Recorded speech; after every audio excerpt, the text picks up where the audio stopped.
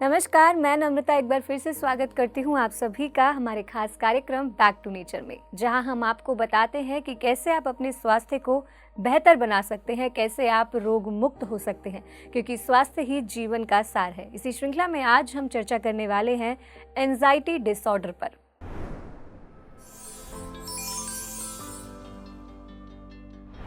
Anxiety क्या होती है, किन कारणों से होती है? आज इंडिया में एक सर्वे के अकॉर्डिंग 40 मिलियन पीपल्स एंजाइटी से सफ़र कर रहे हैं, लेकिन बहुत से लोग ऐसे हैं जिन्हें पता ही नहीं है कि उन्हें एंजाइटी हो चुकी है।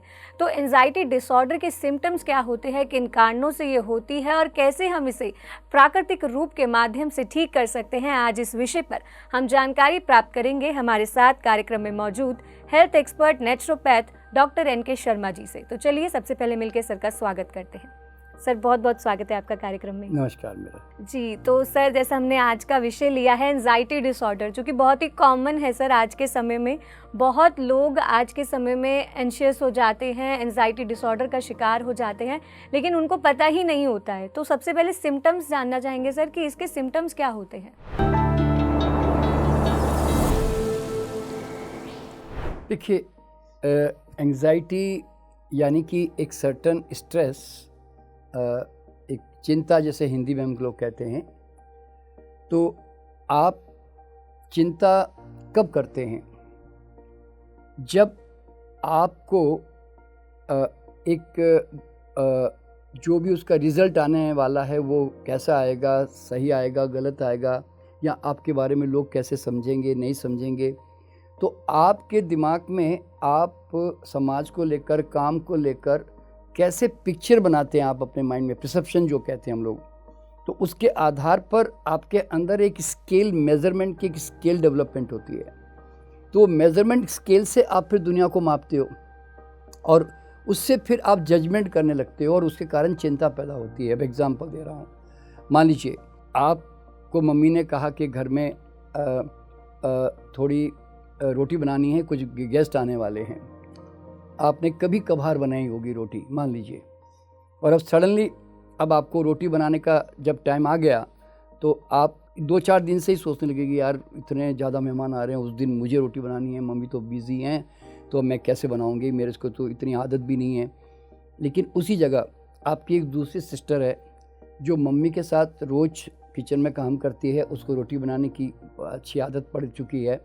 अगर उस सिस्टर को हम कहेंगे कि बेटा उस दिन मेहमान आने वाले, अरे 50 आने दो ना, मेरे बाएं हाथ का खेल है, बना दूंगी, डोंट वरी। तो अब वो एंग्जाइटी में नहीं है। तो एंग्जाइटी में कौन नहीं है? जिसको ये मालूम है कि I have the power, I can do it. और समझे ना, कैसे होगा, अब क्या होगा, कल मुझे क्या, लोग मेरे बारे में क्या सोचेंगे। तो इस तरह की जब बातें जब होती है ना, तो फिर आदमी एंग्शियस होने लगता है और उसके ऊपर फिर लंबे समय तक जो है ना गौर करने लगता है। तो सिम्टम जो अभी आपने जैसे पूछा, तो सिम्टम जो मेनली आते हैं ना, वो क्या होता है कि एक तो he will find him all the time restless, क्योंकि if you are not focused और आपके दिमाग में कोई बात चल रही है तो आप तो डेफिनेटली आप देखोगे, आप किसी को कहते नहीं हो तू कहाँ खोया हुआ है, तेरा दिमाग किधर है, हम ऐसे बोलते हैं ना। तो क्योंकि ही इज़ लॉस्ट, वो एक पर्टिकुलर बात को लेकर उसमें वो मतलब उसकी ओर बोलता है ना, ये चबाया जा रहा है हमसे किसी थॉट को लेकर। तो इस कंडीशन में एक तो रेस्टलेसनेस हो जाती है, अनफोकस्ड हो जाता है, और फिर धीरे धीरे क्या होता है कि जितना माइंड गड़बड़ होता है ना, उतना हमारा फिर डाइजेशन गड़बड़ होने लगता है। ये एक बहुत बड़ा फैक्ट है, माइंड और गट्स का एक कनेक्शन होता है। और फिर हार्ट की धड़कन का बढ़ जाना, है ना, और कई बार हाथों में और पाँव में एकदम पसीना सा आ जाना, चाहे कितनी भी ठंडी हो तो भी एकदम पसीना आ जाता है। पल्स रेट एकदम हाई हो जाना उसका, और उसके अलावा कई बार क्या होता है कि सडनली जो है एक बिहेवियरल चेंज भी होने के अंदर आ जाता है। एकदम भड़क पड़ते हैं, एकदम ज़ोर से चीख उठते हैं, चिल्ला उठते हैं। तो कई लोग इसको पैनिक अटैक टाइप भी बोलते हैं। तो इस तरह की बहुत सारी चीज़ें जो है ना उनके अंदर देखने में लग जाती हैं। और सबसे बड़ा जो असर पड़ता है ना, वो होता है उनकी नींद के ऊपर, क्योंकि जो दिन भर जो आपने प्रैक्टिस की वो तो रात भर आपके माइंड में चलने वाली है।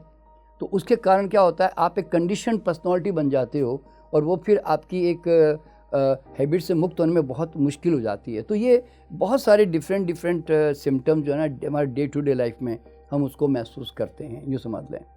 सर, जैसे आपने ये जो सिम्टम्स बताए हैं, ये नॉर्मली भी अगर किसी को एंजाइटी नहीं होगी और कभी कभार किसी को होता है तो भी ये सिम्टम्स आ सकते हैं, ये देखने को मिल सकते हैं अगर किसी का कोई काम नहीं हो रहा।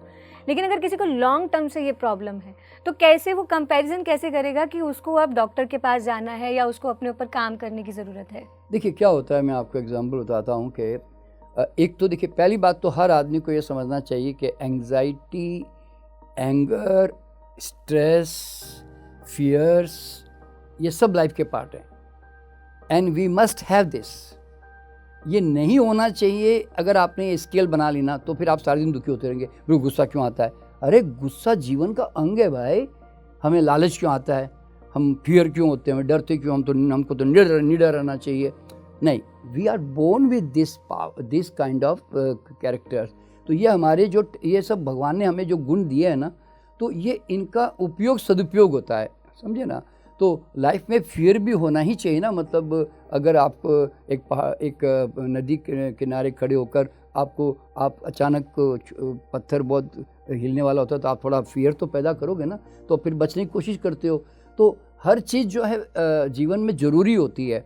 और गुस्सा भी चाहिए होता है क्योंकि कोई आपके आदमी गलत काम कर रहा है और कोई किसी का रेप कर रहा है और आप उसको चुपचाप बैठे बैठे देखोगे, थोड़ी गुस्सा आएगा तो लड़ोगे उससे, नहीं तो ताकत ही नहीं आएगी लड़ने की। ऐसे होता है। तो इस तरह से जीवन में anxiety, stress is a part of life. तो अब ये जो डिफ्रेंशिएशन करने में क्या होता है, देखिए anything which is practice for a longer time it becomes a condition in your mind. वो हमारे सबकॉन्शियस माइंड में ना एक हैबिट बन जाती है। फिर एक्चुअल में क्या होता है कि इसको हम कहते हैं सेल्फ क्रिएटेड साइकिक अटैक। मैं ऐसे बोलता हूँ कि साइकिक लेवल पर आपने अपने ऊपर एक अटैक कर दिया है और आप एक पर्टिकुलर थॉट को लेकर जो आपको पसंद नहीं आया, या आपको कोई बात को लेकर चिंता हो रही है, या आपको बुरी लग रही है, कुछ भी हो सकता है, तो आप कंटिन्यूशन में ना अपने एक थॉट को बार बार जब रिपीट करते हो ना, तो उसका रिपीटेशन क्या होता है, आपके ऑरा में एक फ्रीक्वेंसी क्रिएट होती है। इसको कहते हैं रेशम की कीड़े की तरह आपके चारों तरफ एक हैवी एनर्जी का एक लोड आपके चारों तरफ क्रिएट हो जाता है। फिर अब आप न भी चाहो ना तो आपका दिमाग काम नहीं करता, डिसीजन मेकिंग बहुत गलत हो जाती है। आप कभी अब नॉर्मल बात करने लग जाते हो, कभी नॉर्मल बात करने लग जाते हो। तो ये एक सडनली उसके बिहेवियरल चेंज में ना आप उसको कुछ दिनों के बाद महसूस करने लगते हैं। रेगुलर लाइफ में तो थोड़ी देर के लिए आप ट्रैफिक बहुत ज़्यादा जाम हो गई, आपको अर्जेंट कहीं जाना था, ट्रैफिक से थोड़े फ्री हो गए, आप वापस नॉर्मल हो गए, तो वो तो टेम्प्रेरी हर एक के लाइफ में आती जाती है। लेकिन जो चीज़ लंबे समय तक अगर आपने पकड़ ली, देखिए नॉर्मली एक 21 डेज़ के अंदर ही समझो, या 2-3 सप्ताह अगर आपने कोई भी चीज़ को पकड़ ली ना, तो समझो वो आपकी हैबिट और कंडीशनिंग पक्की हो गई। क्योंकि हमारे ये न्यूरोप्लास्टिसिटी का माइंड का नियम है कि एक थॉट को अगर आप कंटिन्यूस सोचते हो और बार बार सोचते हो तो उसकी एक नर्व पाथ बनता है हमारे ब्रेन में। तो उसके कारण क्या होता है, then it becomes an habit. What is a habit? A well travelled path, समझे ना। तो अब वो हमारे चारों तरफ जब बन जाता है ना, तो फिर आप कॉन्शियसली भी कोशिश करो ना कि नहीं मुझे ऐसा नहीं सोचना चाहिए, ऐसा नहीं करना चाहिए, तो भी आपके ऊपर वो आपके ऑरा में वो जो हैवीनेस है ना, वो आपके ऊपर हावी होती है और वो आपको ऐसे ही करने पर मजबूर कर देती है। मतलब जैसे OCD भी एक वर्ड आपने सुना होगा, ऑब्सेसिव कंपल्सिव डिसऑर्डर, जिसके अंदर लोग बार बार हाथ धोते रहते हैं, बार बार जाके बाथरूम जाते हैं, बार बार चेक करते हैं, ताला चेक करते हैं। ऐसे बहुत सारे डिसऑर्डर्स होते हैं ऑब्सेसिव कंपल्सिव के। तो इस तरह की भी चीज़ें जो ना उनके लाइफ में आ जाती है। यूँ समझो वो कार का दरवाज़ा भी बंद करने के बाद टैक्सी छोड़ते हैं तो वो 2-4 बार फिर दोबारा खोल के देखते हैं, मेरी कोई चीज़ छूट तो नहीं गई, मेरी कोई चीज़ छूट तो नहीं गई, ऐसे बोलते हैं ना। एक वो 1-2 बार लॉस हो गया था, मान लो उनका बटुआ कोई वहाँ पे रह गया होगा पर, तो अब वो बार बार है ना उनका दिमाग रहता है कि इस बार भी तो नहीं रह गया, तो फिर दोबारा खोल के देख रहे होते हैं। तो ये जो एक प्रकार से यूँ समझ लो कि आपके माइंड में ना उस घटना का, इवेंट का, क्योंकि इवेंट्स का बहुत बड़ा असर हमारे माइंड में होता है कि कहीं इस तरह से नहीं हो जाएगा। मान लो एक स्टेज पे आप कभी गिर गए थे, अब आप जिस स्टेज पे आप खड़े हैं तो आप सारे दिन स्टेज की तरफ देखते ही रहते हो कि कहीं ये गिर नहीं जाएगा आज ये से, तो वो हमारे माइंड में एंकरिंग तो होती है। तो एंग्जाइटी जो है ना, देखिए एज ए ह्यूमन बीइंग ये हमारे आदमी लाइफ का पार्ट है, लेकिन अगर कोई चीज़ को कंटिन्यूशन में अगर आपने, जैसे गुस्सा अगर आपने कंटिन्यूशन में किया तो ब्लड प्रेशर और आपको नुकसान तो बहुत सारे होने हैं। उसी तरह एंग्जाइटी के भी फिर बहुत सारे प्रॉब्लम होते हैं। उसमें सबसे बड़ा चेंज क्या आता मालूम है, क्योंकि जब आप एंग्शियस होते हो तो देन यू आर अनहैप्पी, और जब आप अनहैप्पी होते हो तो इसका मतलब है कि आपके सारे पॉइजनस हार्मोन सीक्रेट होते हैं, और तो उससे क्या होता है, बॉडी के केमिकल इम्बैलेंस का बहुत बड़ा प्रॉब्लम शुरू हो जाता है।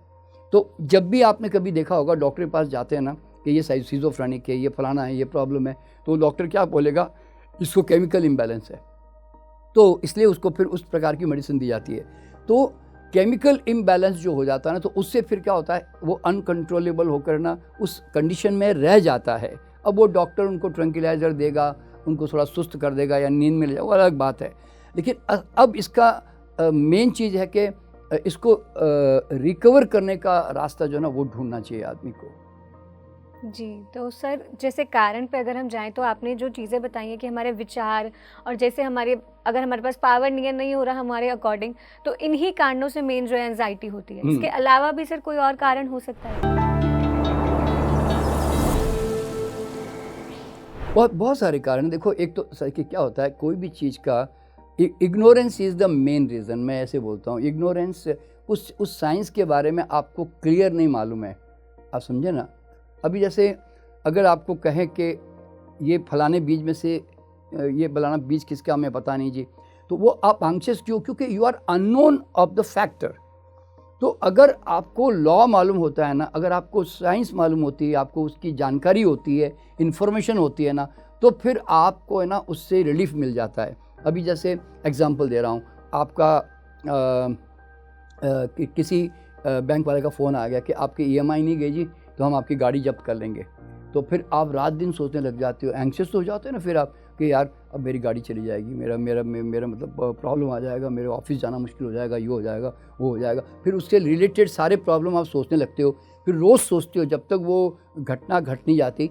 और सडनली मान लो अभी एक आपको कोई फ्रेंड आया और उसने कहा, अरे चिंता मत कर, मेरा वो दोस्त है, उससे मैं तुझे लोन दिला दूंगा तो तेरा काम जल्दी हो जाएगा। जैसे उसने ऐसा कहा और आपको वो एक रास्ता, एक रोशनी दिखाई दी, आपका माइंड जो है उसी दिन रात को आराम से सो गया। क्यों? आपके पास क्या हुआ कि एक रास्ता मिल गया ना, एक आपको सॉल्यूशन दिखाई दे गया।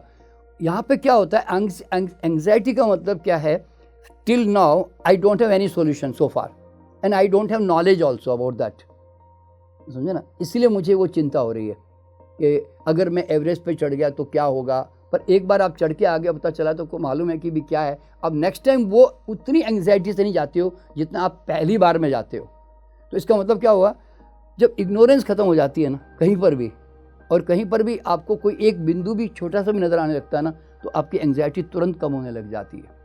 ऐसे जैसे मैं अभी लंदन जा रहा हूँ, वहाँ पे कोई मुझे जानता नहीं है और मुझे कोई नहीं मिला, तो फिर सडनली किसी ने कहा डोंट वरी, मैंने एक अंकल को बोला है, वो अंकल तुझे एयरपोर्ट पे लेने आ जाएंगे। तो आप है ना फिर पूरी फ़्लाइट में रिलैक्स रहते हो। और नहीं तो आप पूरी फ्लाइट में सोचते हो जाऊंगा तो वहाँ पे खड़ा हो जाऊंगा, फिर कोई आके मुझे ढंग से बात नहीं करेगा, मैं कहाँ जाऊंगा, टैक्सी बहुत महंगी होती है वहाँ, तो ऐसे मैं तो कोई जानता भी नहीं हूँ, कोई रोड भी नहीं जानता। तो फिर वो क्या है, वो ऐसा एंग्जाइटी किस चीज़ की है, you don't know the exact condition of that thing, that's all, समझे ना। द मोमेंट यू, अगर अब जैसे कई लोग जाते हैं बाहर घूमने जाते हैं, वो पूरा है ना वो स्टडी करके जाते हैं कि यहाँ जाऊँगा तो ये यहाँ ऐसे बसें मिलती हैं, यहाँ पे ऐसे टैक्सियाँ मिलती है, ऐसे वहाँ पे इतना खर्चा होता है, वहाँ पे ऐसी होटल मिलती है, यहाँ नहीं मिलती है। तो उनका जब वो वहाँ पे जाते हैं ना, तो then they are not so much anxious, you know, they are already relaxed. क्यों? They have knowledge about that. तो इसलिए एंग्जाइटी जो वर्ड है ना, बेसिकली एक तो होता है कि इग्नोरेंस, और दूसरा continuous practice of a particular unhappy thought, समझे ना। उससे क्या होता है, देन यू बिकम, आप कंडीशन हो जाते हो, फिर आपके ऊपर वो हावी हो जाता है, उतना ही काम है उसका। इसलिए तो इस तरह से हर, देखो ना, अब सेल्समैन है कि डायरेक्टर है कि एक सब्जी वाले का भी एंग्जाइटी रहती है कि कहीं MCD वाले, कॉरपोरेशन वाले ना आ जाएं। वो रोज़ वो किसी को आता देखता है कोई गाड़ी को, तुरंत उसके मन में एकदम उसके पल्सेशन बढ़ जाती है कि यार ये कोई कॉरपोरेशन वाला तो नहीं है जो मेरा उठा के लेके चला जाएगा। तो ये तो लाइफ के हर एक एंगल में, चाहे कि एक वाइफ को भी एंग्जाइटी है, कल मेरी बच्ची अकेली गई है जी वहाँ पे कहीं घूमने, पता नहीं क्या हो रहा होगा। तो ये सब पार्ट ऑफ लाइफ है।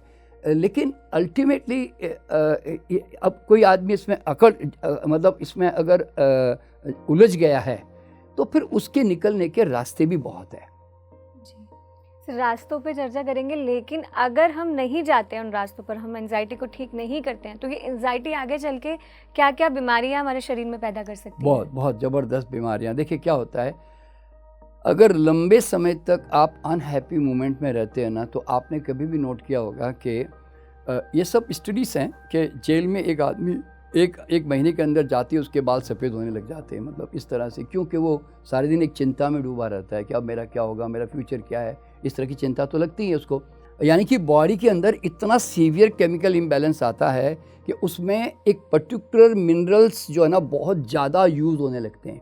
देखिए आप किसी भी एक्सट्रीम पे इस तरफ जा रहे होते हैं ना, तो सर्टन एलिमेंट्स उसमें यूज़ होते हैं। आप हैप्पीनेस में जाते हो तो भी यूज़ होते हैं, और इसमें जाते हो तो भी यूज़ होते हैं। तो ऐसे, तो उससे क्या होता है, धीरे धीरे बॉडी एक डेफिशिएंसी में जाने लगती है।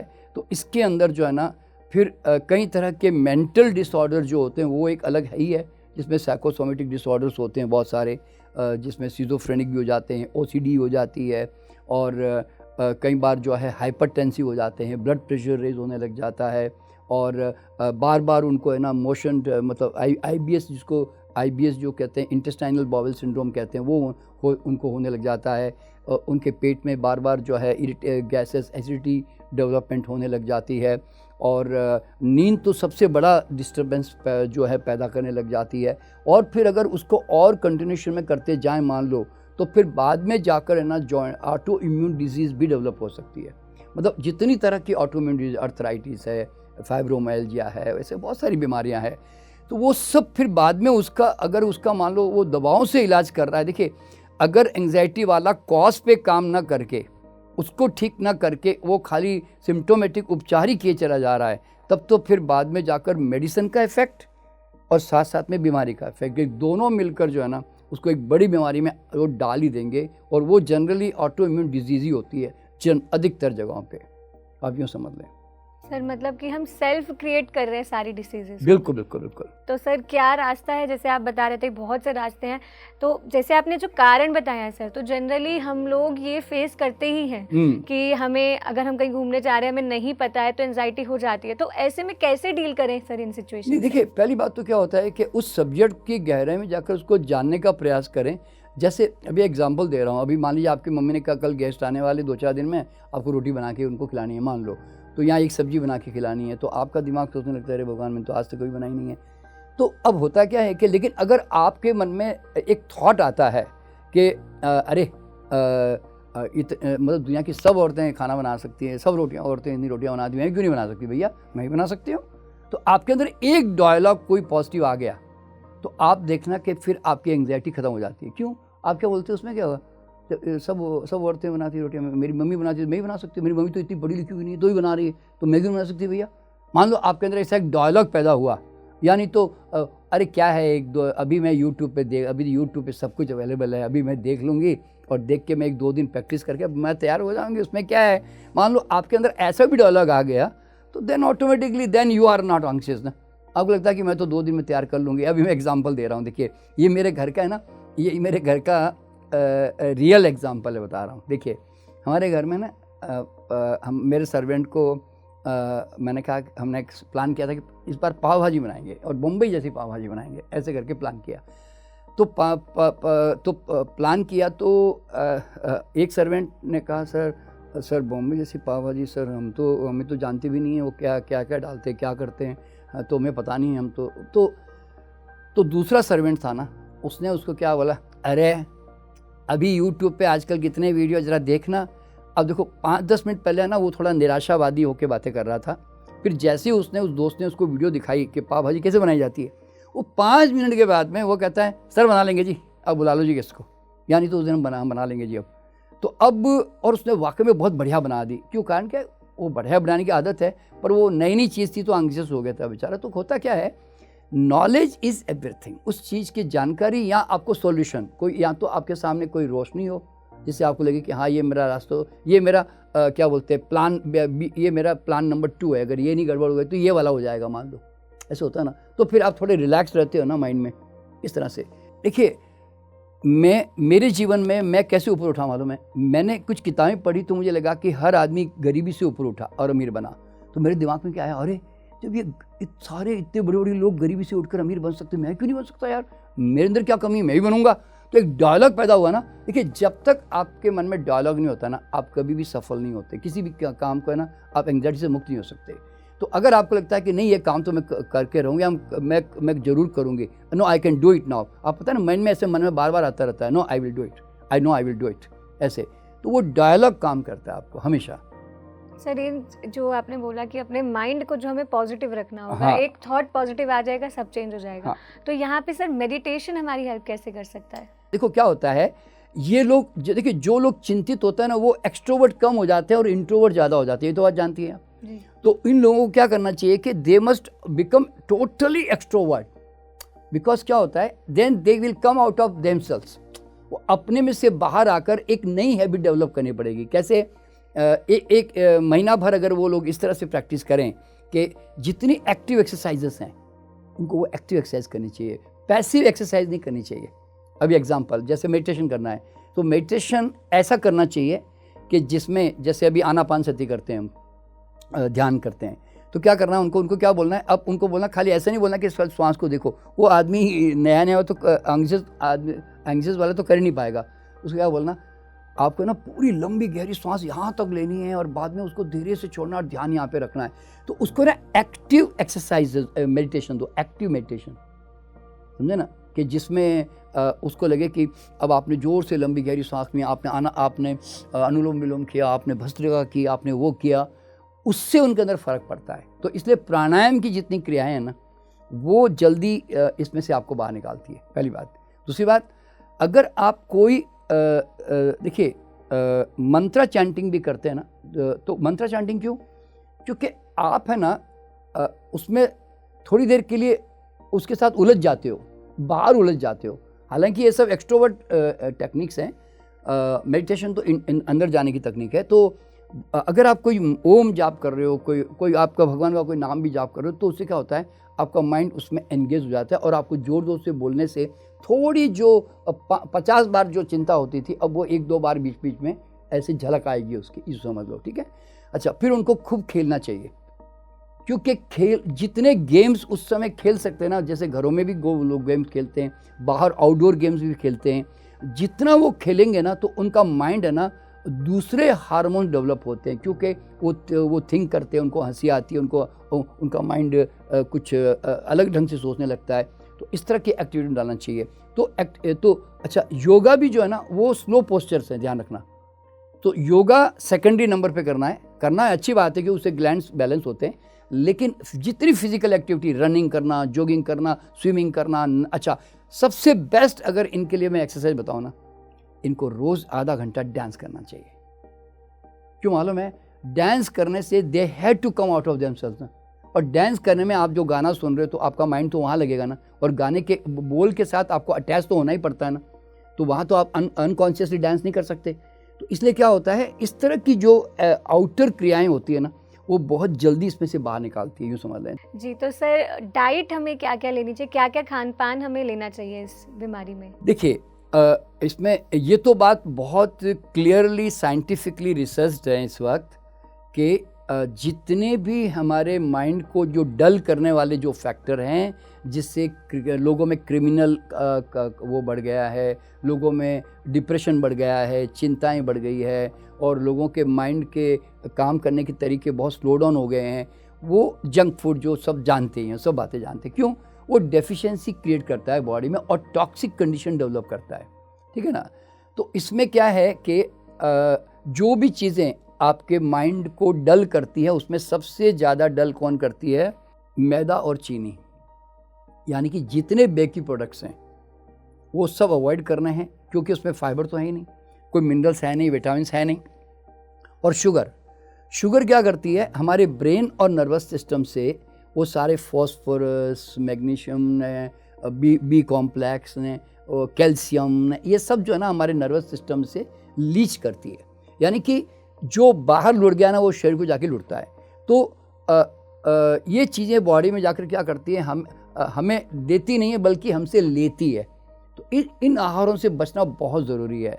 और दूसरी बात क्या है, अगर आप सारे दिन खाली हेवी फूड ही खाते रहते हो, स्टार्चेस, प्रोटीन्स में सब हैवी बोलते हैं ना, हवे अंडे खा रहे हैं, नॉन वेज खा रहे हैं, दूध पी रहे हैं, रोटी दाली खाए जा रहे हैं और फल सलाद बहुत कम खा रहे हैं, तो क्या होता है कि जब खून एसिडिक हो जाता है ना, गाढ़ा, तो उससे भी है ना बॉडी में लेथार्जी और हैवीनेस पैदा हो जाती है। तो उसके कारण ब्लड सब जगह फ्लो भी नहीं होता। तो अल्कलाइन फूड हम जितना खाते हैं, यानी कि फ्रूट्स हैं, सैलड्स हैं, स्प्राउट्स हैं, देखिए इस समय ब्रेन को मदद करने वाले जो फैक्टर है ना, वो सब आप जानते हैं ना, बादाम खाओ दिमाग बढ़ाओ, सब जो बोलते हैं ना ऐसे। तो you must eat maximum nuts and seeds at that time. आप नट्स के मिल्क पी सकते हैं, नट्स के मिल्क शेक पी सकते हैं। और इस समय और ये आदत ज़रूर डालें ऐसे लोग जो हैं कि अगर कुछ दिनों तक हल्का खाना रखें, हैवी खाना कम खाएं। देखिए क्या होता है, आपने कभी नोट किया होगा, आप पहले ही अंग्शेस हो, सुस्त हो, आप अनहैप्पी हो, ऊपर से आपने एक हैवी खाना खा लिया, अब आपको और ज़्यादा सुस्ती आ जाती है, समझे ना। तो पेट जितना लाइटर रहता है ना, तो सारी एनर्जी फिर ब्रेन को मिलती है, क्योंकि एंग्जाइटी में क्या होता है, ब्रेन के ऊपर सारी एनर्जी जा रही होती है, तो इसलिए वो एनर्जी वहाँ अवेलेबल नहीं होगी, तो फिर वो और ज़्यादा प्रॉब्लम आती है उसमें। तो इस तरह से लाइटर फूड की तरफ जाना चाहिए उनको, और होलसम फूड खाएं जिसमें फाइबर हो, मिनरल्स हो, विटामिन्स हो, जैसे कि फ्रूट्स है, सैलड्स हैं, स्प्राउट्स हैं, नट्स हैं, होल ग्रेन वगैरह जो भी है, सिंपल सब जानते ही हैं आजकल। तो उन चीज़ों को ज़्यादा प्रेफर करना चाहिए, तो उससे फिर क्या होता है, उनकी थिंकिंग क्लैरिटी आने लगती है। हाँ, एक चीज़ हर एंग्जाइटी वाले को जानना चाहिए कि what we focus that always expands and grows. ये उसका नियम है कि आप जिस चीज़ की तरफ ध्यान बार बार देते हो ना, सारी ऊर्जा उसकी तरफ भागकर उसका विकास करती है। तो उसको ये कहना है कि अगर आपको वो एक चीज़ गलत है, आपके जीवन में कुछ चिंता है ना, तो उसका एग्जैक्ट ऑपोजिट सोचो। जैसे हमारा सबकॉन्शियस माइंड का गेम क्या है कि ये कल्पना को भी सच मानता है। मान लीजिए, तो अगर आपको कोई चिंता हो रही ना, तो इमीडिएटली आपको क्या करना चाहिए, आपको वो घटना याद करनी चाहिए जो आपको हैप्पीनेस दी थी कभी किसी ने। तो वो उससे क्या होता है, इमीडिएट बॉडी जो आपके अंदर है ना, हार्मोन चेंज होने लग जाते हैं इमीडिएटली। और दूसरी बात क्या है, ऐसे लोगों को सुबह उठकर और रात को सोने से पहले है ना, व्हाट दे वांट, क्या नहीं चाहिए उसको फोकस नहीं करना है, जो चाहिए उसको फोकस करना है। तो रोज़ सुबह और शाम उठ के है ना, या बार बार उनको क्या सोचना चाहिए कि मैं इस काम को कर पा रहा हूँ, या मैं अब हेल्दी हो गया हूँ, या मेरे संबंध मधुर हो गए हैं, या मेरा बिजनेस मेरा जो फाइनेंशियल प्रॉब्लम था वो सॉर्ट आउट हो गया है। तो he must visualise and he must say to like this, he must say to him like this.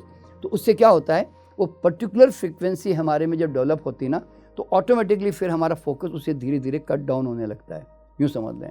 तो इस तरह से अफर्मेशन करने से ही फ़र्क पड़ता है। हाँ, इसमें एक NLP का यूज़ होता है। NLP का मतलब होता है न्यूरो लिंग्विस्टिक प्रोग्रामिंग। उसमें क्या होता है कि अगर वो विजुअलाइजेशन करके अगर ऐसी कोई चीज़ें घट रही है, तो कुछ ऐसी मेंटल एक्सरसाइजेज भी हैं। जैसे उस समय क्या करना चाहिए मालूम है कि ज़ोर से श्वास भर के, जैसे मान लो मुझे चिंता हो रही है, तो हमारी बॉडी में एक एनर्जी डेवलपमेंट हो रही होती है उस समय। तो क्या करना चाहिए, जोर से श्वास भर के ना 10 सेकंड तक बॉडी को ऐसे टाइट रखना चाहिए, और टाइट रख के फिर धीरे धीरे श्वास इसको रिलीज़ करना चाहिए। एक तो ये भी छोटे छोटे तरीके बता रहा हूँ।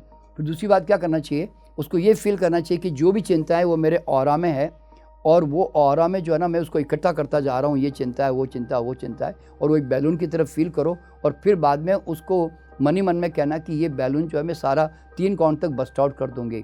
तो फिर मन में ही सोचना चाहिए कि 1, अब मेरा सारा तनाव जो है, एंग्जाइटी, सब इसमें से मेरे ऑरा में से निकल के बाहर चला जाएगा। 2, धीरे धीरे सारा फूट जाएगा। और 3 कहते हैं बस्ट, ऐसे ही करके जोर से बोलो। तो फिर क्या, वो वाकई में फट गया और सारा मेरा बाहर निकल के बह गया। ऐसे भी सोच सकते हैं। कुछ लोग ऐसे भी सोच सकते हैं कि एक गोल्डन लाइट मेरे साईं बाबा की, मेरे शंकर भगवान की आ रही है, और मेरे सारी एंग्जाइटी को ऐसे बर्फ़ की तरफ पिघलाकर मेरे शरीर में से लेकर, पाँव से लेकर ज़मीन में लेकर चली जा रही है। ऐसे 5-7 मिनट तक सोचती चले जाओ। तो उससे भी क्या होता है, एनर्जी लेवल पर है ना, वो चेंज बॉडी में वाकई में आ रहे होते हैं उस समय। इस तरह से तो अपने आप बाहर निकल जाता है आदमी इसमें से। जी सर, तो इतनी सारी चीज़ें आपने बताई दी हैं अपने आप बाहर निकलने के लिए, तो दर्शक भी जो देख रहे होंगे, मैं आशा करती हूँ फॉलो करेंगे, और अपने आप ही जो क्रिएट कर रहे हैं वो बीमारियाँ, वो अपने आप ही वो ख़त्म भी कर लेंगे। बिल्कुल बिल्कुल। तो सर, इतनी सारी जानकारी के लिए बहुत बहुत धन्यवाद आपका। नमस्कार। तो दर्शकों, आज हमने इस कार्यक्रम में आपको बताया कि एंजाइटी हमें किन कारणों से होती है। ये एक एंजाइटी हम खुद ही क्रिएट करते हैं और इस एंजाइटी के कारण हमें कितनी सारी बीमारियां हो सकती है, इसलिए हमें इसे वक्त पे रोकना बहुत ज़रूरी है। तो कैसे आप एंजाइटी से बाहर आ सकते हैं, ये सारी जानकारी आज हमने आपको इस कार्यक्रम में दी है।